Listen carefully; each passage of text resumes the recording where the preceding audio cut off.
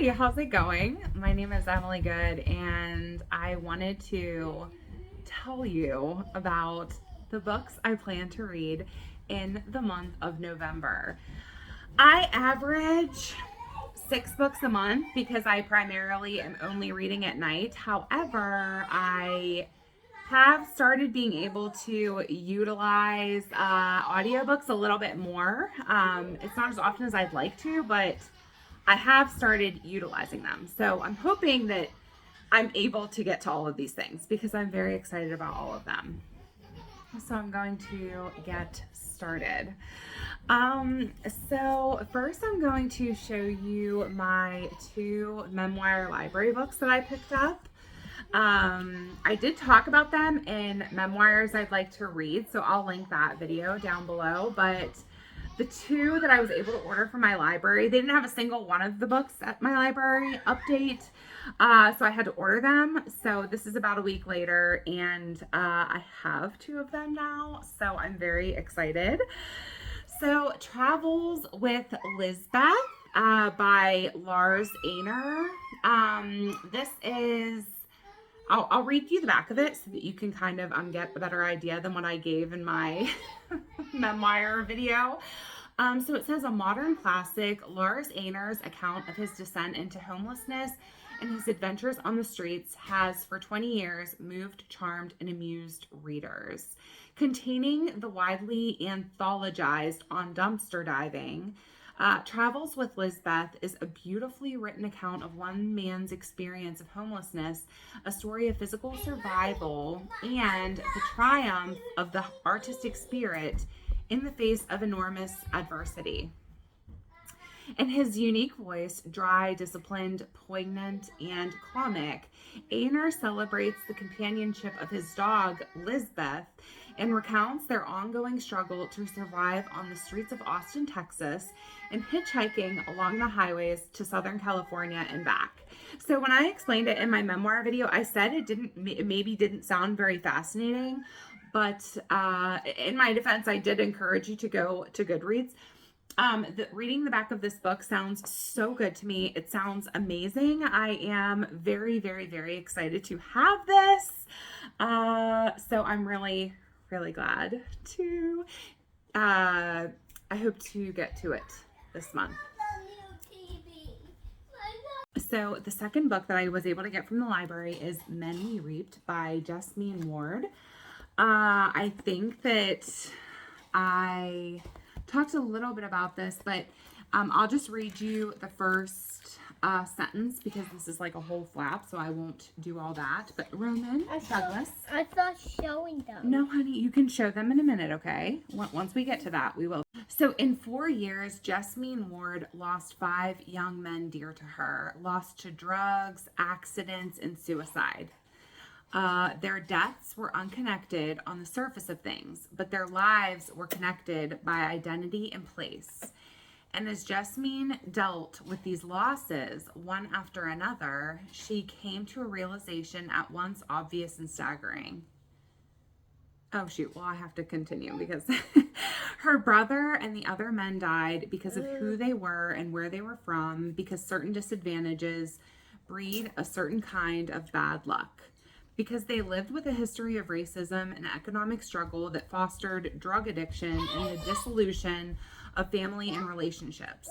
The truth of those lives and their too early ends nagged at her until she knew she had to write about her community, to write their stories, and her own.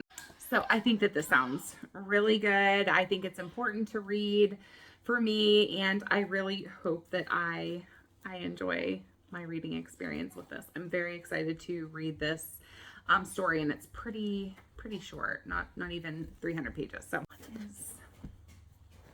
okay, let me go through. So I have a Libby book as well that I'm reading on an e-reader, which is so not me, but new month, new me, I guess. So I have a Kindle here. Okay, Fierce Attachments. On my Kindle, it is a Libby library book. Fierce Attachments is a story about a daughter and a mother and kind of their relationship, what it was like growing up for the daughter, what her mother was like, what her neighbor was like. It really, so far, is a ton of women's stories. Not a ton of women's stories. It's all based off of this one daughter, like what she notices. And it is, I feel like it's going to be really powerful. I feel like it's going to be a favorite. I certainly hope that I'm right. It's really, really short. I think it's like 180 pages and I'm already 40 pages in, and it feels like I haven't spent any time at all with it. Like, it's not dragging at all. I'm really, really into it. I love the way that New York is described in it. I love the time period that it's in, although I cannot tell you what it is right now because I cannot remember. But it's like a time where people are like hanging their laundry out the window. Everybody knows everybody. Everybody's talking to everybody. It's not like the separateness that we have now. So I'm really, really enjoying reading about that aspect. And I'm very, very much enjoying Fierce Attachments. And I'm doing it on my Kindle. And that is really not me, like I said. So, you know, it's good. A book that I'm actually going to be ordering is A Life's Story. This sounded the most interesting to me out of all the memoirs that I talked about wanting to read this month.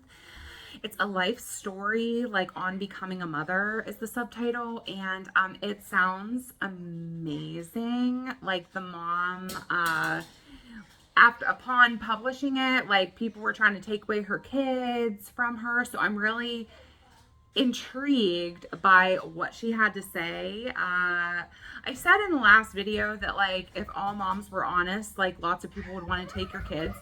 I don't mean like behind closed doors we're all beating our kids. I certainly didn't mean that at all. Not that anybody accused me of it, but when I watched that video back, I was like, oh gosh, like I wonder if I'm like secretly saying that like I beat my kids. That's not the case at all. You know, but it's just like there are some things that like you wouldn't want written about in a book, I'll say. So like if every mom was honest, she probably wouldn't write out her full truest experience if she were to write and publish a book. So I admire this woman. And I'm excited to get to it. So I will be picking that up as soon as I'm finished with Fierce Attached. I love a good mom story. I love a good female story. So I'm really, really excited to see where these books will take me. Switching it up completely. Party Monster by James St. James. It was previously published as Disco Bloodbath, a fabulous but true tale of murder in Clubland. It is so much fun. I've already read it once or twice. I can't remember how many times. I first discovered it when I was living in New York.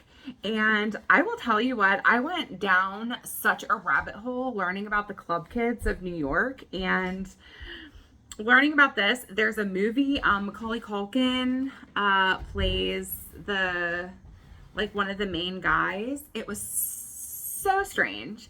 It was so fun. And it's bizarre. I mean, like they end up going on it's really not a, here, let me just read this to you. When Disco Bloodbath was first published, it created a storm of controversy for its startlingly vivid, strikingly fresh, and outrageously funny depiction of the hedonistic world of the New York City club kids, for whom nothing was too outre, including murder. James St. James is the one who wrote this, and that is... He is not on the front page. This is getting a little bit wild here, but so James St. James is the one who wrote this, and he was good friends with Michael Allig, who was convicted of killing the drug dealer known as Angel. It was really messed up watching the movie, but fascinating to me. I don't know why, like, but especially in that time of my life, my early 20s, I was very into wild experiences, learning about drugs, like especially like reading about drugs, watching things about drugs, especially in New York City. It was fascinating to me. I was into it, and I think it would be really fun to return to this.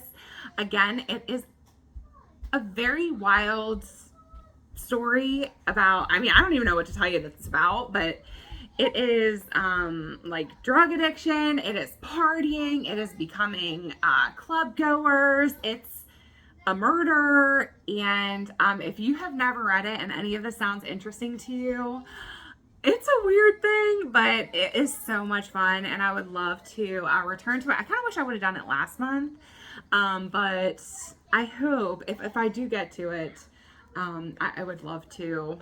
I would love to get to it. So yeah, Party Monster by James A. James. Okay, so again, switching it up a little bit. So Ariel by Sylvia Plath. It is it's a collection of her works. So Sylvia Plath is, if you don't know, she is the author of The Bell Jar. She had lots of mental health struggles. You know, she ended up committing suicide, and I find her writing to be beautiful. I find her to be very interesting, and I have never read this beginning to end, so I think I kind of like would like to maybe read like a thing a day, maybe keep this by my bed and like read one thing a day. So yeah, Ariel by Sylvia Plath. I thought that it would be like a good little nonfiction thing to write, just like her little writings. So look how beautiful. Look how beautiful she was. Stunning. So yeah, Ariel. Okay, so final. I don't know if you've heard, but there is a Little Women Readathon. I will link the announcement video down below. The girl has stunning hair. It's like the perfect curls, and as soon as I saw it, I was like, oh my gosh, wow, good for you. And yeah, they're doing her and like two other people are doing a Little Women Readathon. They do have different prompts, but she also said that you didn't have, like, all of the prompts like could just fall into just rereading Little Women. So I think that that's what I plan on. The readathon goes from the 24th to the 30th. So happening right the day after Thanksgiving.